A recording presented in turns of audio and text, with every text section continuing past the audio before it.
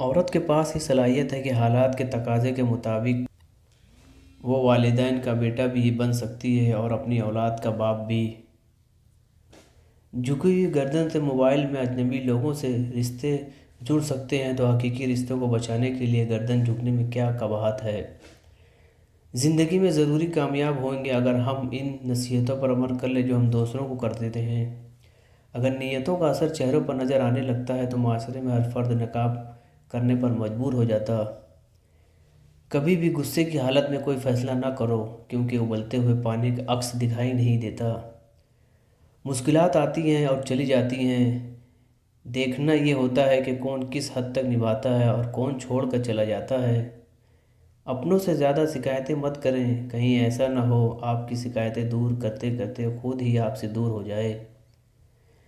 میں نے جب بھی اپنا سب کچھ اللہ پر چھوڑا تب سے اس نے مجھے کبھی اکیلا نہیں چھوڑا۔ ہم نفرتوں کے اس قدر عادی ہو چکے ہیں کہ محبت بانٹنے والے کو بھی اپنے شخص کی نگاہ سے دیکھتے ہیں۔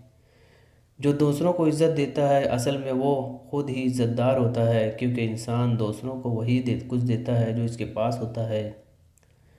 ہم سب اپنے مرنے کے بعد اللہ کی طرف جانے والے ہیں، لیکن خود قسمت وہ ہے جو اپنی زندگی میں ہی اللہ کی طرف چلا جائے۔ رشتوں کی رسی کمزور تب ہوتی ہے جب انسان غلط فہمی میں پیدا ہونے والے سوالوں کے جواب خود ہی بنا لیتا ہے۔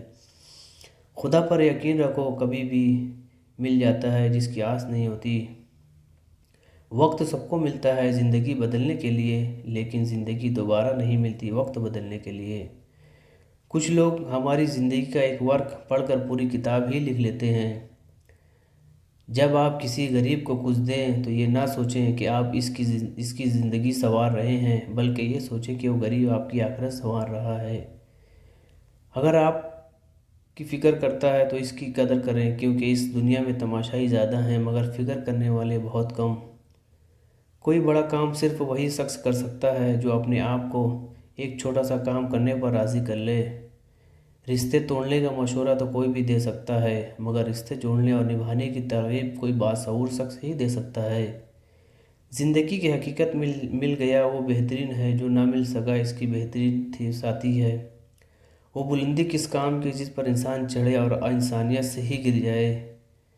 کمائی چھوٹی ہو یا بڑی ہو سکتی ہے، مگر روٹی کا سائز ہر گھر میں ایک